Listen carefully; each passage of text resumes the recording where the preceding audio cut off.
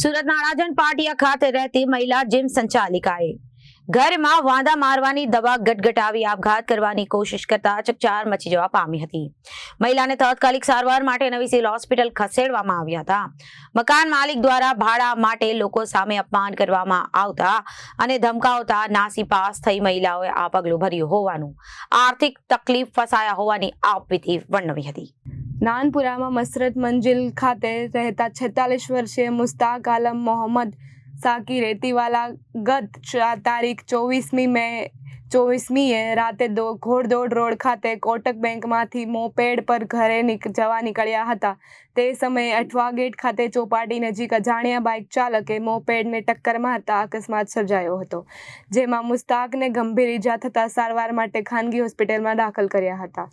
Moped ચાલક મસ્તકનું સારવાર દરમિયાન આજે મોત નીપજ્યું હતું, જ્યારે તે કોટક બેંકમાં આસિસ્ટન્ટ મેનેજર તરીકે ફરજ બજાવતા હોવાનું સૂત્ર દ્વારા જણાવ્યું હતું. તેમના સંતાનમાં એક પુત્ર છે. આ અંગે ઉમરા પોલીસે વધુ કાર્યવાહી હાથ ધરી છે. ગતરોજ મોટા વરાછા વિસ્તારમાં પણ એક લક્ઝરી બસ દ્વારા રોડ ક્રોસ કરી રહેલા યુવકને લઈને મોતની ઘાટ ઉતર્યા હતા. Bureau report Janadesh news.